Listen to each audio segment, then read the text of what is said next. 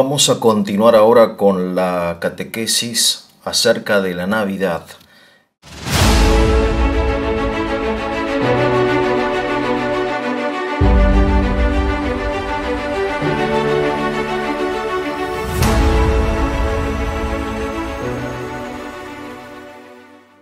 Cuando uno se distancia y ve el conjunto de la Navidad, da la impresión de estar no solo ante un acontecimiento aislado, sino ante un concierto de acontecimientos, ante una cantidad muy importante de realidades complementarias, opuestas, como una especie de sinfonía espiritual, donde obviamente el centro, el leitmotiv, el estribillo es sin duda alguna el niño Dios, pero que hay contrapuntos muy fuertes. Fíjense, por ejemplo, la oposición absoluta existente entre el niño Dios y personas como Herodes o Octaviano, Augusto, ¿no? El primer emperador romano. Como, aunque los tres son reyes, los diferencia un auténtico abismo. El reinado de Cristo es el reinado del amor, de la paz, de la verdad. En cambio, el reinado de Herodes, el reinado de Augusto, es un reinado de la tiranía, de la despotía, del despotismo, perdón, de la crueldad, de la falta absoluta de verdad y de ley, y ni hablar de amor, ¿no? Y por eso en la primera catequesis les propuse contemplar la Navidad, digamos, como una especie de figura, si quieren, o de concierto, o de sinfonía, o de figura constituida como por círculos concéntricos, cuyo centro es el niño Dios. Hablamos de esto de la encarnación en la primera catequesis, y acerca de esto trata bastante el Romano Guardini en su libro El Señor.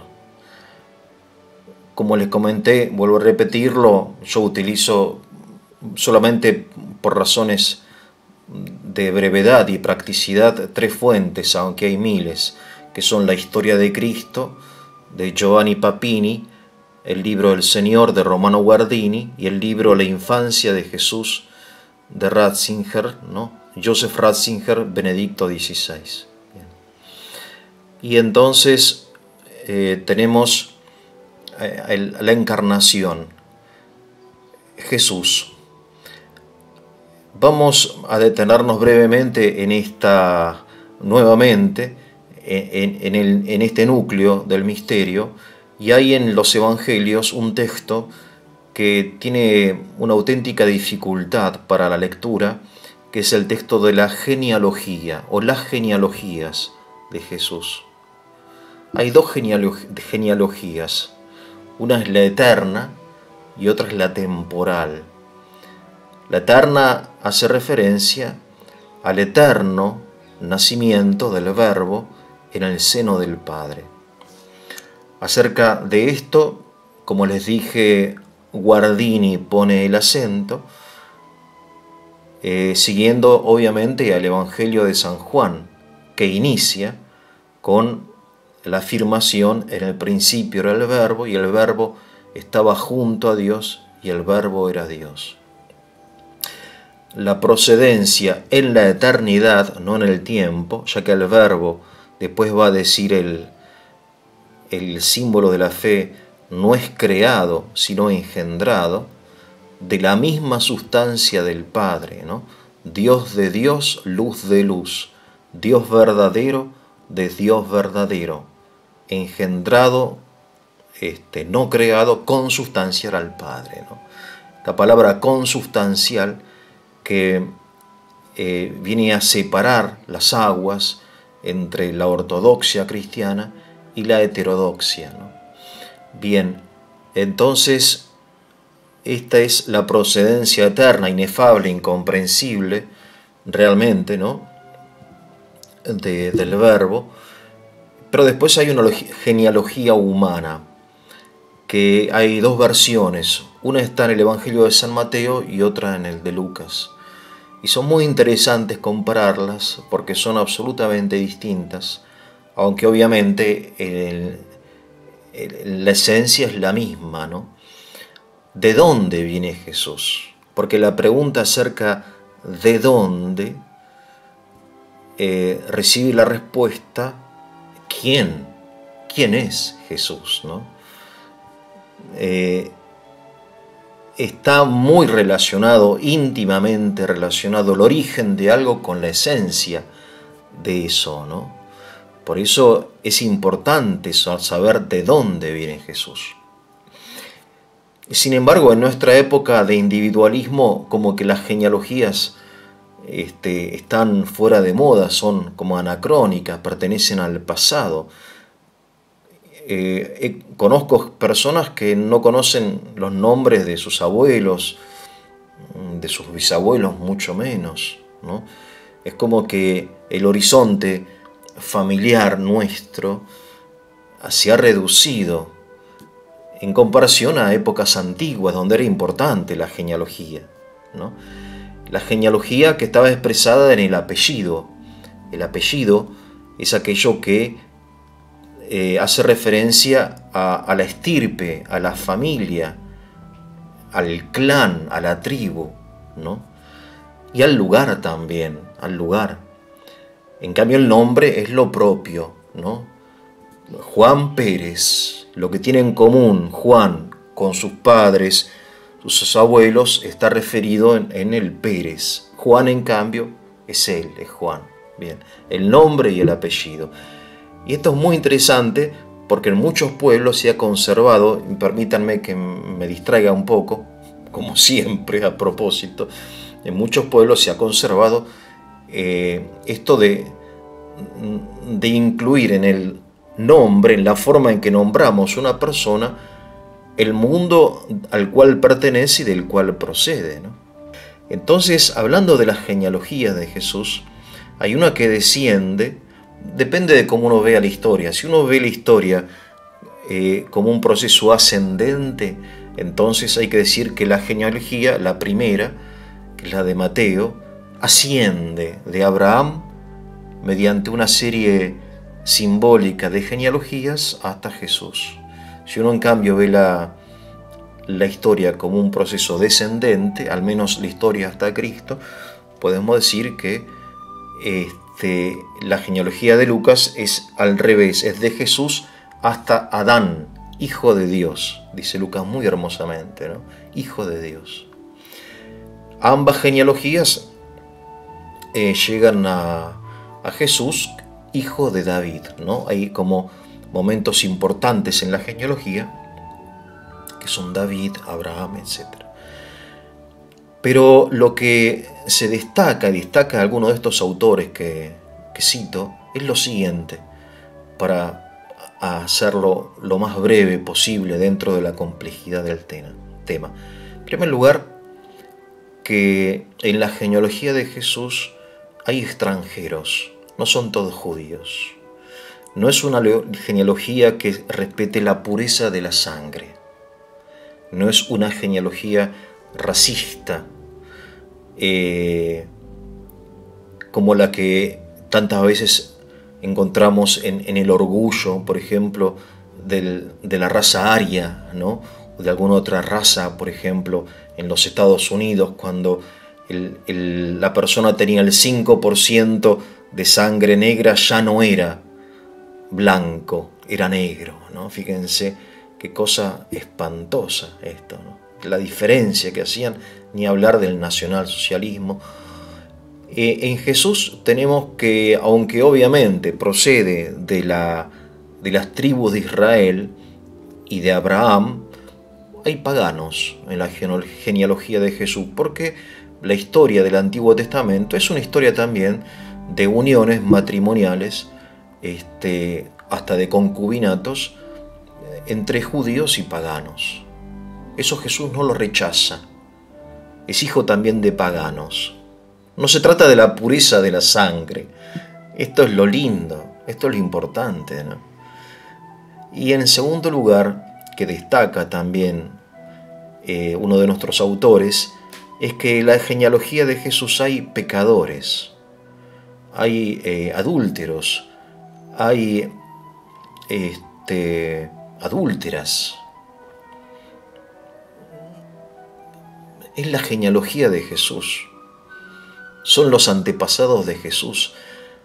Y bueno, es así, ¿no? Él es parte de esta humanidad, y aunque Él no asume ningún pecado, sin embargo no rechaza el hecho de ser parte de la humanidad que está constituida inevitablemente por pecadores, pecadores que fueron sus antepasados, de los cuales Él recibió también parte de la sangre, ¿no?, que finalmente recibe de María. Y bueno, y sin embargo en María empieza algo nuevo, un nuevo inicio, ¿no? Ese nuevo inicio está significado por la Inmaculada Concepción y por la concepción milagrosa de Jesús, que Dios la realiza dentro del misterio, ¿no? Por eso cuando el ángel Gabriel se le aparece a María, y María le pregunta ¿cómo será esto? Después vamos a acercarnos a ese texto. Él le dice: el poder del Altísimo te cubrirá con su sombra, ¿no? Muchas obras que Dios realiza, las realiza en el misterio, ¿no? En la sombra, en la oscuridad, en el silencio, en lo oculto. No es un misterio que Dios quiera manifestar el cómo, lo importante es el qué, y la respuesta de la fe de María.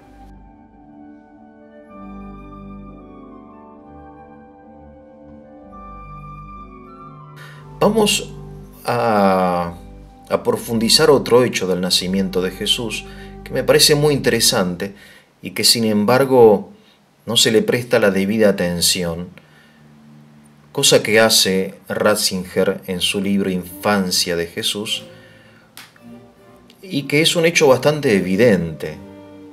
Es el paralelismo existente entre los dos anuncios que aparecen en el primer capítulo de Lucas: el anuncio a Zacarías y el anuncio a María.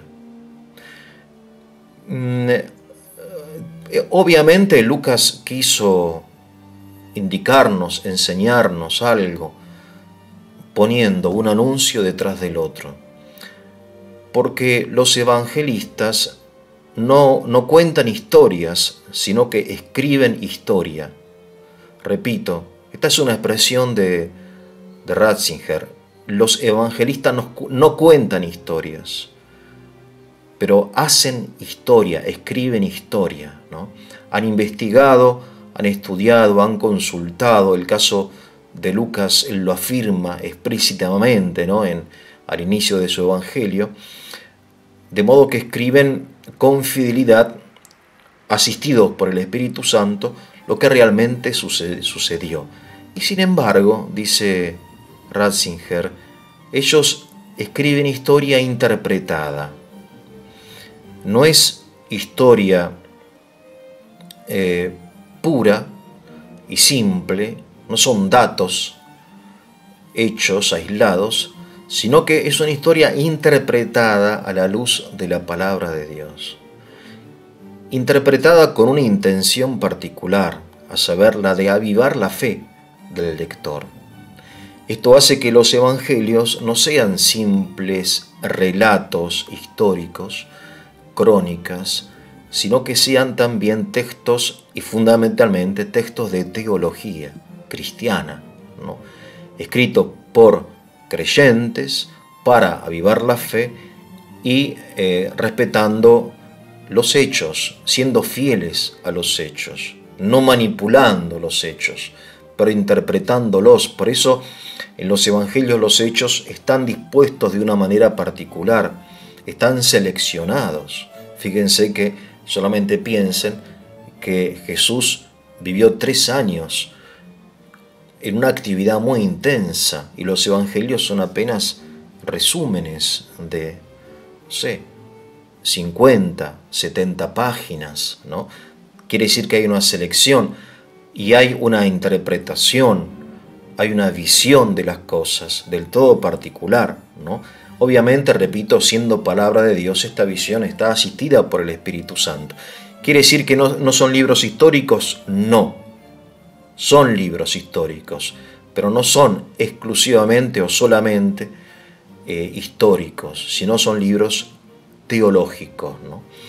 Por eso esto viene en relación a lo que les comentaba, que estos 2 hechos que une Lucas en uno después del otro, ambos anuncios del nacimiento de Juan el Bautista y del nacimiento de Jesús, son hechos que tienen un profundo contraste, una gran similitud, porque se trata obviamente de un nacimiento. Un ángel, el mismo ángel Gabriel, se manifiesta anunciando el nacimiento de, en un caso, Juan el Bautista y en otro caso de Jesús. Por eso la similitud es obvia.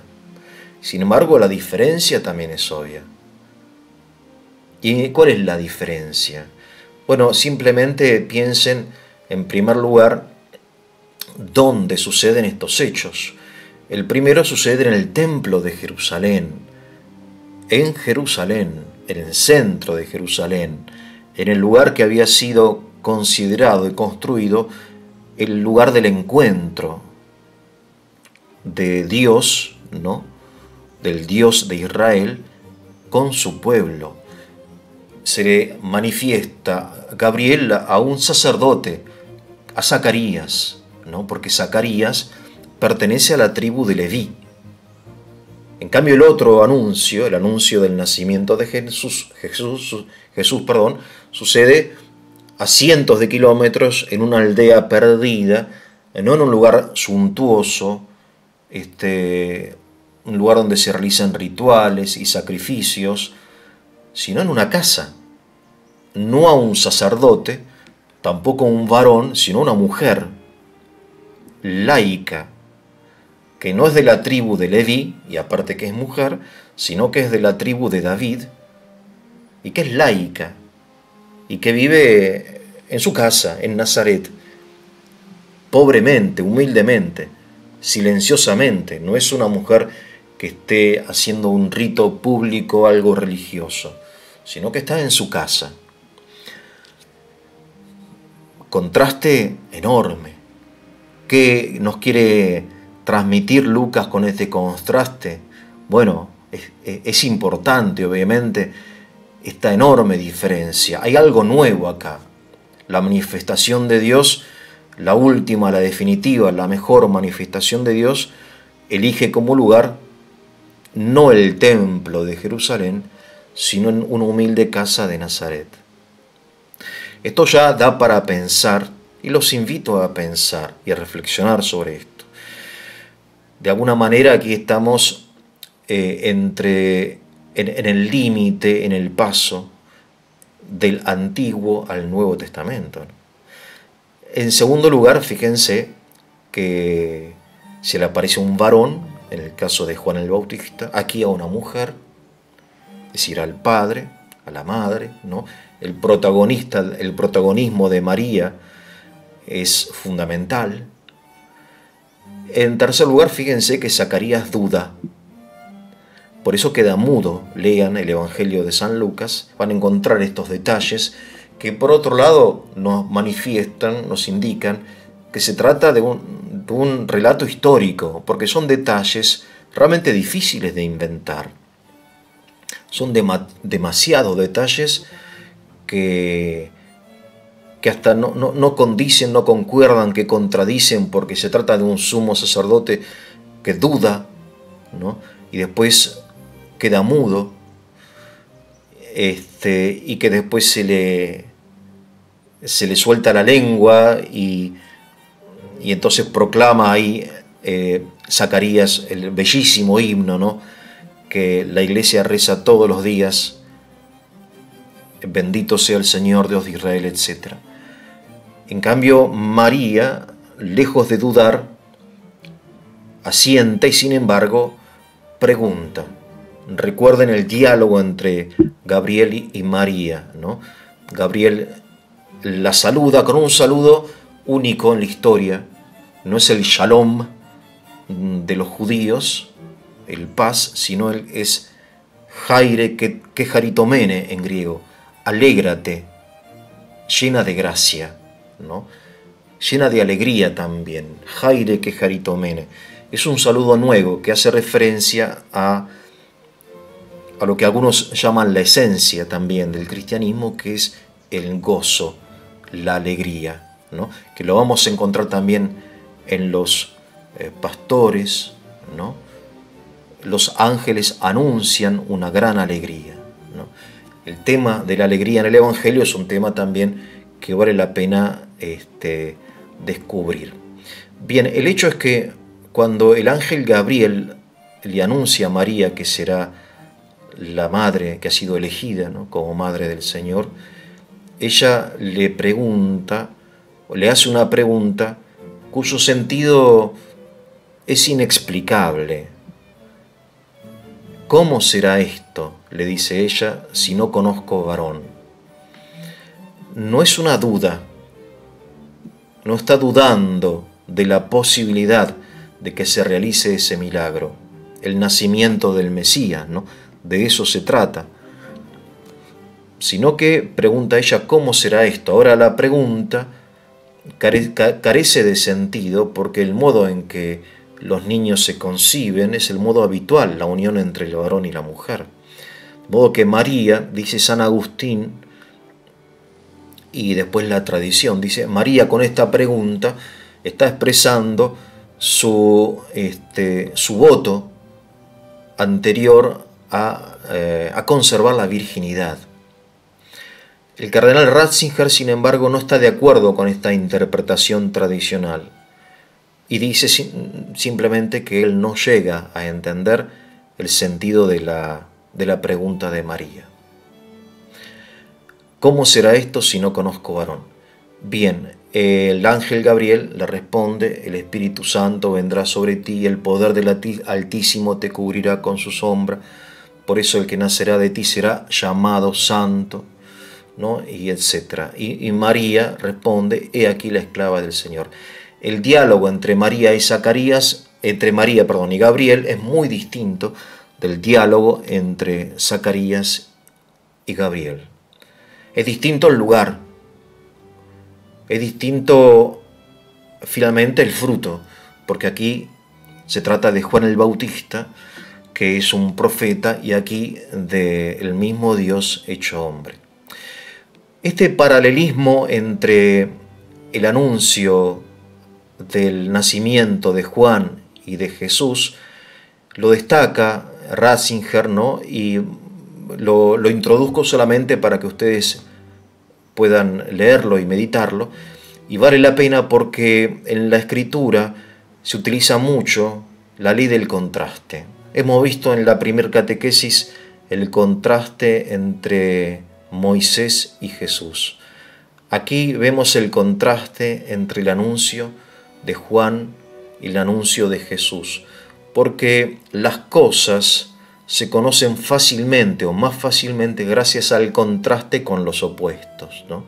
Y esta ley la vamos a encontrar en la vida, en nuestra vida, en la literatura universal, porque es una ley universal, pero también la encontramos en el Evangelio, en innumerables lugares del Evangelio.